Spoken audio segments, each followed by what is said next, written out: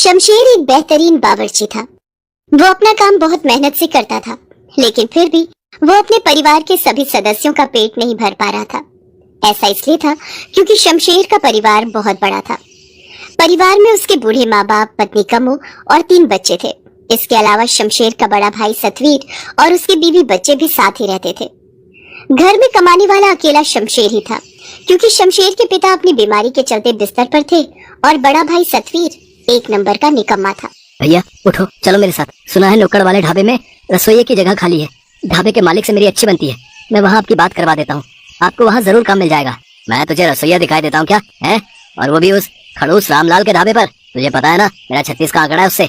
उफ़ो भैया, ऐसा सोचोगे तो फिर मिल गई आपको नौकरी। हाँ तो नौकरी करनी किससे है, मैं तो पैदा ही मालिक बनकर हुआ था।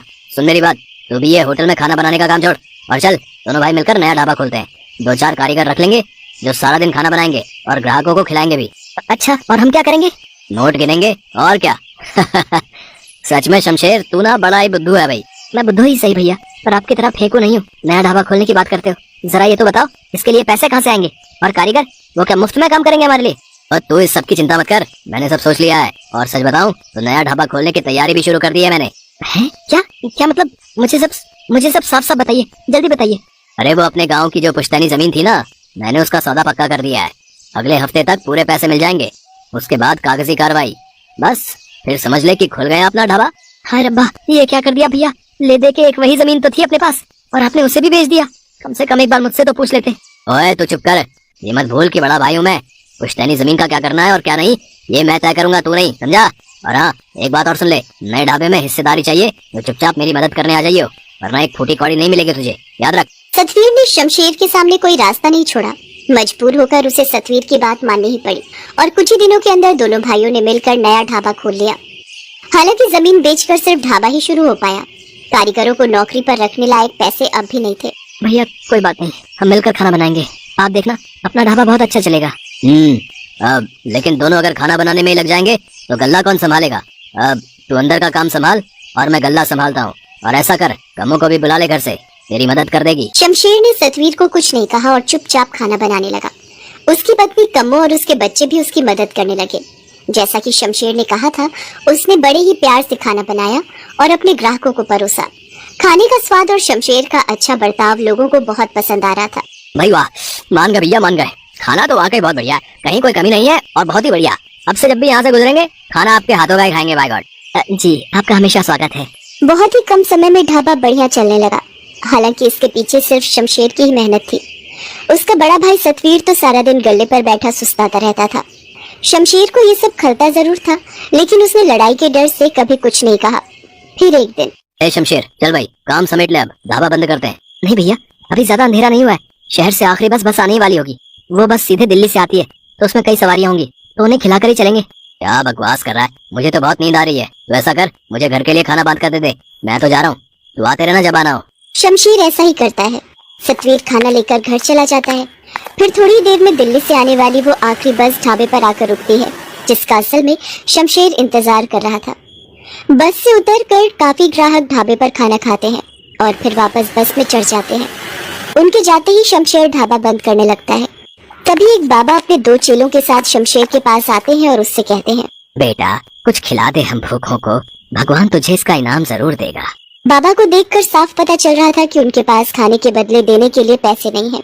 लेकिन फिर भी शमशेर ने उन्हें खाना खिलाने का फैसला किया। उसने जैसे ही खाना परोसने के लिए बर्तन खोला तो देखा कि खाना तो बहुत कम ही बचा था। अरे ये तो बस कम्मों और बच्चों के लायक ही है, लेकिन बाबा इन्हें भी तो भूखा नहीं छोड़ सकता। काफी सोचने और समझने के बाद आखिरकार शमशेर तय कर लेता है कि वो बूढ़े बाबा और उनके दोनों चेलों का पेट भरेगा, अपने परिवार का नहीं। वो खाना परोसकर उन बूढ़े बाबा को दे देता है। तभी कम्मो वहाँ आ जाती है और खाने के बर्तन को पूरा खाली देखकर शमशेर से कहती है, ये क्या किया आपने? थोड़ा सा भी खाना नहीं बचाया।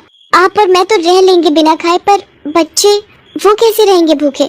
कोई बात नहीं कम्मो, भैया ढाबे से खाना लेकर गए थे, कुछ तो बचा होगा, घर जाकर वही खिला देना बच्चों को। कैसी बातें करते हो जी, घर पर इतने लोग हैं खाने वाले, तो क्या आपको लगता है खाना बचा होगा? अब क्या करेंगे जी, बच्चे शाम से भूखे हैं, उन्हें क्या कहूँ मैं? कम्मो की बात सुनकर शमशेर को एहसास हुआ कि उससे वाकई गलती हो गई। उसे सारा खाना इस तरह खत्म नहीं करना चाहिए था, पर अब वो कुछ नहीं कर सकता था। फिर से कुछ पकाने के लिए राशन नहीं था और रात भी हो चुकी थी, इसलिए बाजार से राशन लाना भी मुमकिन नहीं था। अपने बच्चों के भूखे चेहरों के बारे में सोचकर शमशेर की आंखों में आंसू आ गए। पास ही बैठे बूढ़े बाबा शमशेर का दिया हुआ खाना खाते हुए सब कुछ सुन और देख रहे थे। खाना खत्म करने के बाद वो शमशेर के पास गए और उससे बोले, जुग जुग जियो बेटा, उदास मत हो, तुम्हें अपनी नेकी का इनाम जरूर मिलेगा। इतना कहकर बाबा ने शमशेर के खाना पकाने वाले बर्तन पर अपना हाथ रखा और कुछ मंत्र पढ़ने लगे। फिर उन्होंने शमशेर से उस बर्तन पर हाथ रखने को कहा। शमशेर को कुछ समझ नहीं आ रहा था, लेकिन फिर भी उसने बर्तन पर हाथ रख दिया। इसके बाद, जब तुमने इतनों का पेट भरा है तो तुम्हारे बच्चे भूखे कैसे रह सकते हैं? इस बर्तन को खोलो। बाबा के कहने पर शमशेर ने जैसे ही बर्तन के ऊपर का ढक्कन हटाया तो उसे अपनी आंखों पर विश्वास नहीं हुआ। बर्तन खाने से पूरी तरह भरा हुआ था। बाबा, ये कैसा चमत्कार है?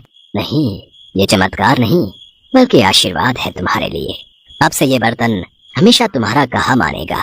तुम इस पर हाथ रखोगे तो ये खुद ब खुद खाने से भर जाएगा, और जब तक तुम इसके ऊपर फिर से हाथ रखकर इसे रुकने को नहीं कहोगे, इसके अंदर का खाना कभी खत्म नहीं होगा। बहुत बहुत शुक्रिया बाबा, आप नहीं जानते आपने कितनी बड़ी मदद की है मेरी। मदद तो तुम करते आए हो। मैंने देखा तुमने उस बस से उतरे मेरे जैसे कई लोगों को मुफ्त में खाना खिलाया, जिनके पास तुम्हें देने के लिए पैसे नहीं थे। बावजूद इसके कि खुद तुम्हारा परिवार भूखा था। बस इसी तरह हमेशा जरूरतमंदों की मदद करते रहना बेटा, और ये जादुई बर्तन हमेशा तुम्हारा साथ देता रहेगा। पर हाँ, याद रहे, अगर कभी मन को लालच घेरे या फिर किसी को धोखा दिया तो ये बर्तन कभी तुम्हारा साथ नहीं देगा। जी बाबा जी, मैं समझ गया कि मुझे अब क्या करना है। शमशेर को आशीर्वाद देकर वो बाबा अपने चेलों के साथ वहां से चले गए। वास्तव में उस जादुई बर्तन ने शमशेर की जिंदगी बदल दी। अब उसे सारा दिन भट्टी के सामने खाना पकाने की जरूरत नहीं थी।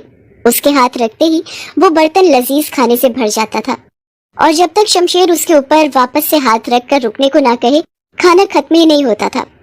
शमशेर हर रोज सबसे पहले अपने सभी ग्राहकों को भरपेट खाना खिलाता और फिर हर रोज शाम के वक्त कई गरीबों को मुफ्त में खाना खिलाता था। लेकिन ऐसा तब तक ही चल सका जब तक उस जादुई बर्तन के बारे में सतवीर को पता नहीं चला। अच्छा, तो ये बात है। इसे क्या लगा? ये नहीं बताएगा तो मुझे कुछ पता नहीं चलेगा। ये जादुई बर्तन इसके पास नहीं होना चाहिए।